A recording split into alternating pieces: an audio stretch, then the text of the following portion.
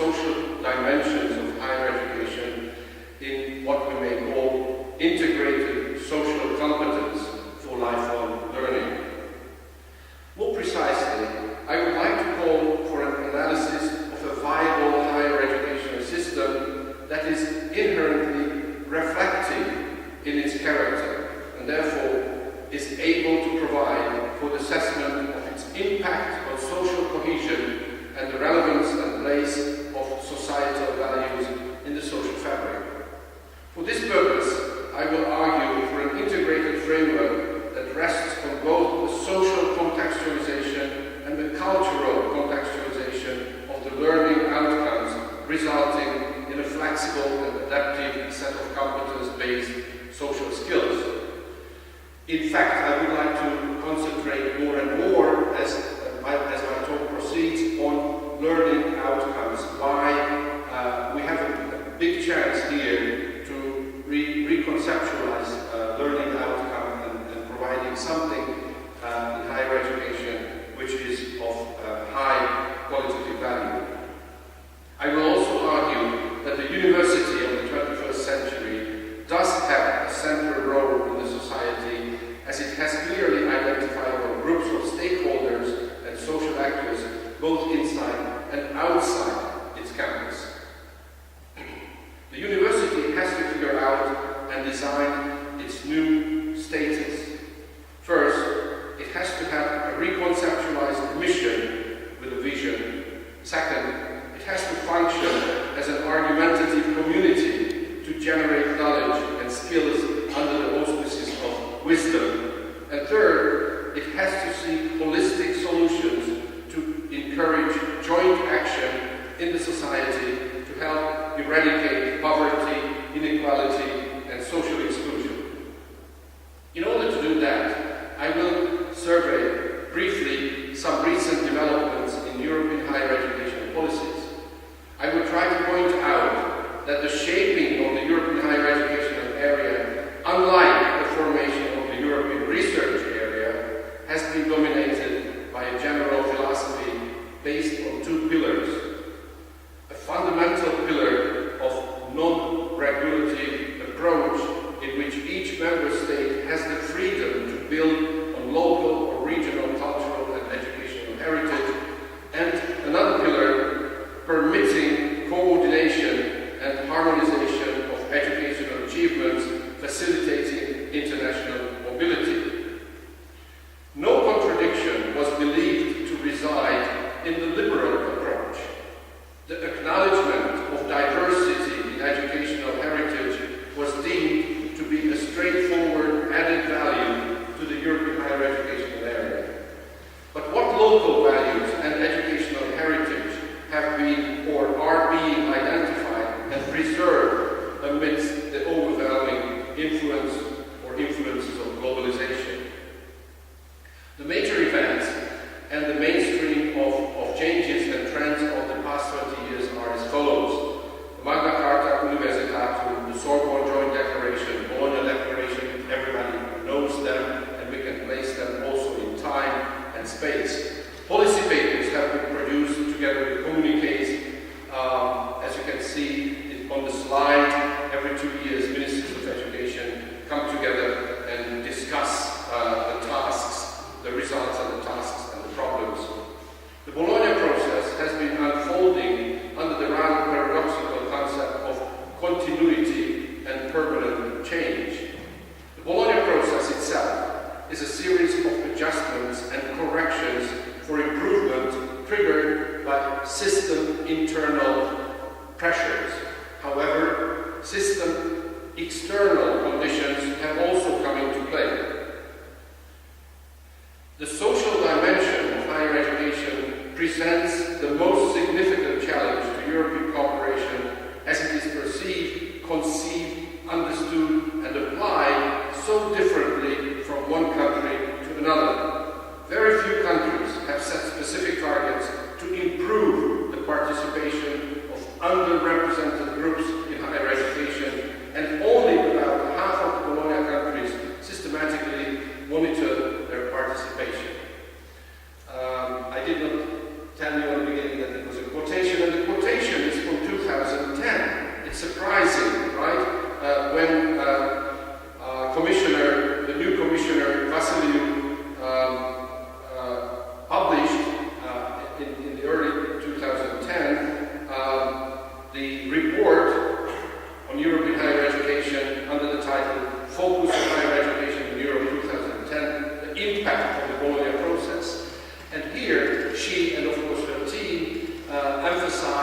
the social dimensions in higher education that have been missing quite a lot, and now I would like to show you that the two mainstream ideas and developments so far, let's say in the last decade, have somehow left this question out of the problems, and it has been neglected. The social dimension of higher education has been greatly neglected. The London communique defined the objective of the social dimension as the societal aspiration that the student body entering, participating in, and completing higher education at all levels should reflect the diversity of our populations.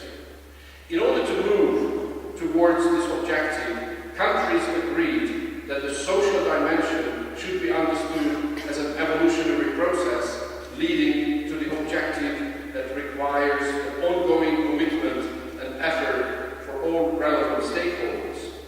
On this basis, each country pledged to develop its own strategy and action plan for the social dimension, which would initially call for the identification of possible underrepresented groups. How does the issue of the social dimension of higher education fit into the context of either the Bologna process or the Copenhagen process? Why has it not been an integral part of the Bologna process or the Copenhagen process before? Why has it been left out from the guidelines and recommendations of the past 10 years? The Bologna process, inaugurated in 1999, has a wide-ranging agenda to create a European higher education area that will be more efficient and dynamic internally and more attractive internationally than the fragmented national systems that preceded it. Three main objectives set out for the Bologna framework are the following: international transparency, international recognition, and international mobility.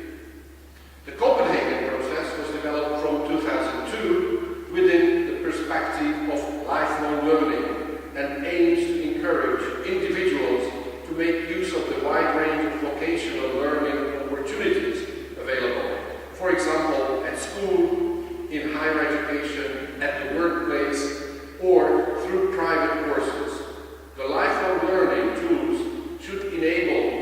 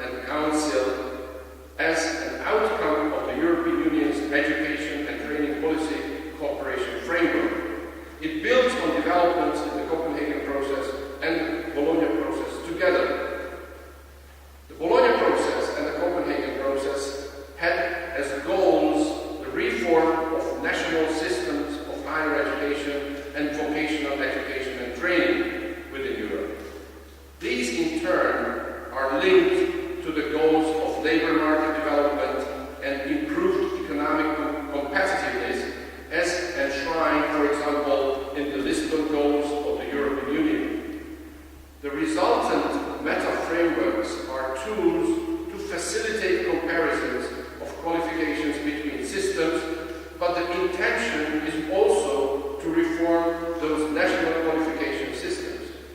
The introduction of national qualifications frameworks has become de facto the principal mechanism for bringing about these reforms.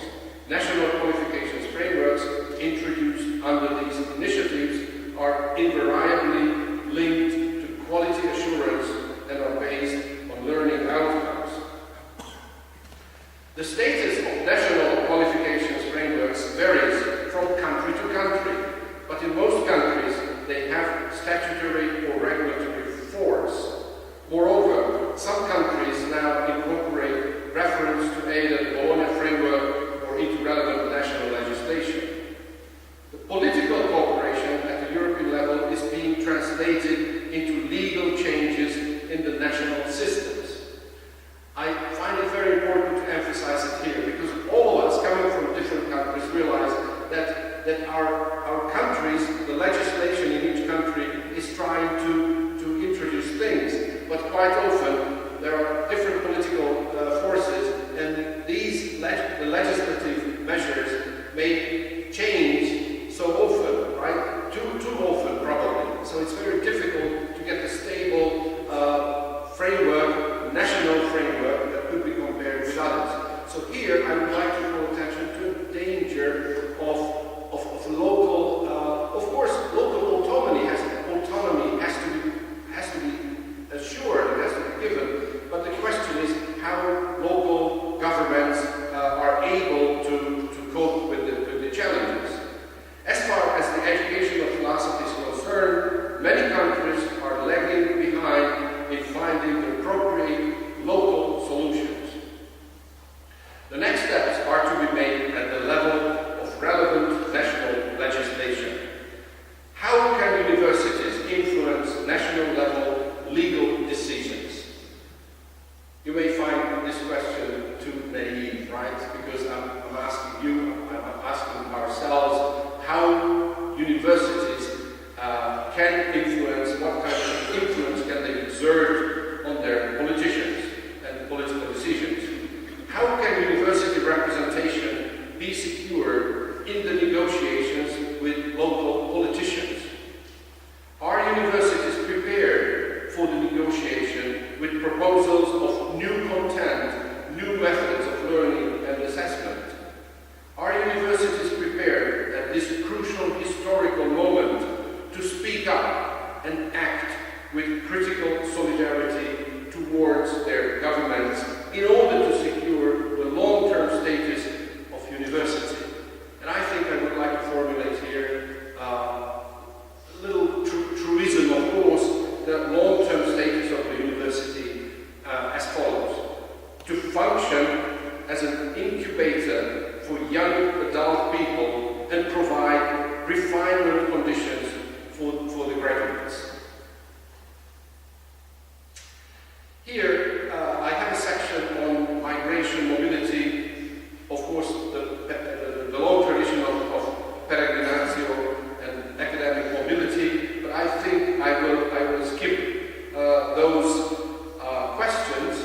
However, let me nevertheless state that there are some questions with mobility, international mobility. What is the nature of knowledge that is useful for humanity? When we enable our students to be mobile and to go to different education systems, to have experiences internationally of education systems, what is the kind of knowledge that we expect them to gain and to be knowledgeable, right, in certain ways? What types of education processes can be effective today? What should be the character of international education experience? Education, in its broadest sense, is any act or experience that has a formative effect on the mind, character, or physical ability of an individual.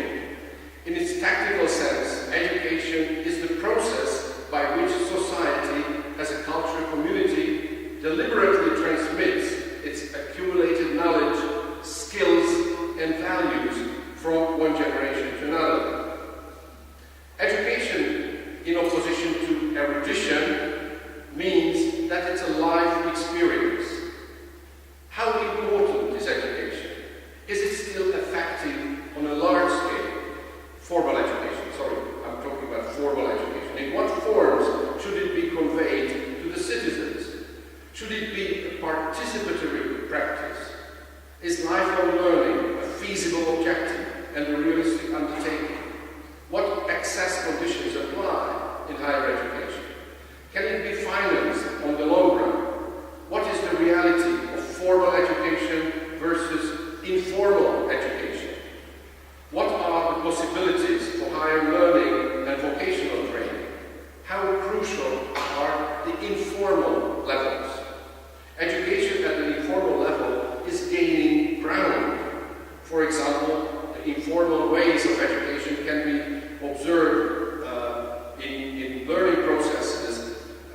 facilitated by museums and libraries, by the internet, of course, and in life experience of different types. Intercultural experience included. Many non-traditional educational options are now available, which continue to evolve. I would like to make a detour, 2 minutes detour, which is about education, right? The Chittenden Memorial Window by the Tiffany Company in 1890 depicted education, and this is of course at Yale University. It's as you can see, it consists of all the symbolic figures going into education, complex education. Education is a stained glass window commissioned from Louis Comfort Tiffany Glass Company during the building of Yale University's Chittenden Hall, funded by Simeon Baldwin Chittenden. Personifications of art, science, religion, and music are represented in the work as angels. Other angelic representations are related here as virtues, values, and ideas which attend them who are in the central part. So just to show that, of course, the classical idea of education is very, very complex, and I think we are trying to get back to the times when we understand that formal education, as some traditional ideas suggest, that you have students and you give lectures to them, it's long over.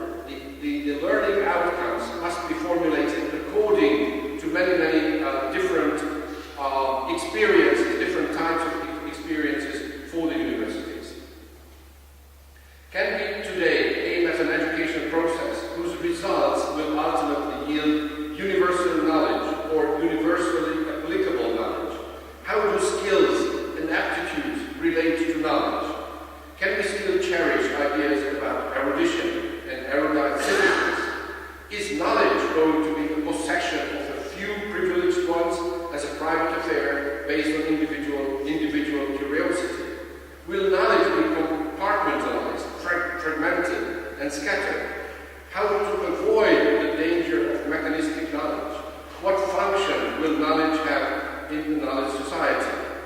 And the question, of course, also arises whether we are cheating ourselves under the pretext of knowledge and knowledge management.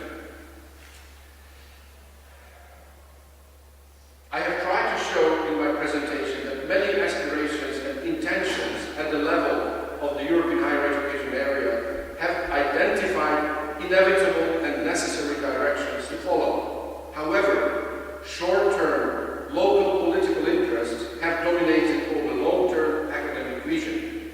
The elaboration of national qualification frameworks based on learning outcomes and integrated social competence offer a unique opportunity to many universities to take their own future in their hands. The Bologna process can be and should be revised critically and wisely by the universities themselves in the very near future. Thank you very much for your attention.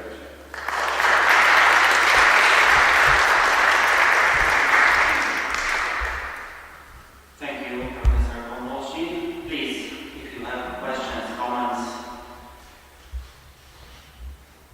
Yes, please.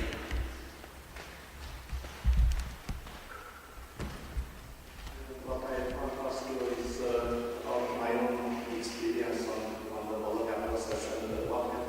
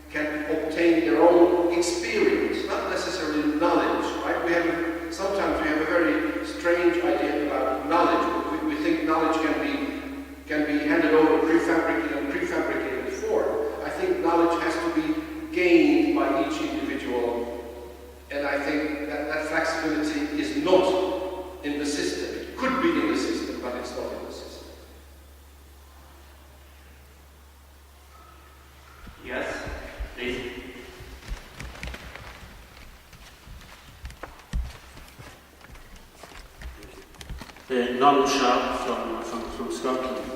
I thought it was a really interesting presentation, if I may say so. The issue of learning outcomes, I think slightly echoing the previous question, I think is something that, in my experience, certainly caused quite widespread consternation. Because in some context it was seen as trivializing higher education. It could be seen even as reducing things to the lowest common denominator. And at another level, it was seen as removing the room for manoeuvre, room for the unexpected, room for the really pushing the horizons back, as it were. My view, and I'd be very interested in your own view, which is really my question, is that a lot of these criticisms arise from, in fact, a misinterpretation of learning outcomes. And learning outcomes being seen in some quarters almost as a fanatical religion. And that's very silly. Learning outcomes, in my view, can be very liberating. But they're soft. They're not hard-edged. They cannot be precise in every context. But I think it does us a power of good as educators just to think now and then, what actually do we want our students to learn from this? I think is a very good way forward. But I'd be very interested in your own views. Norman, thank you very much.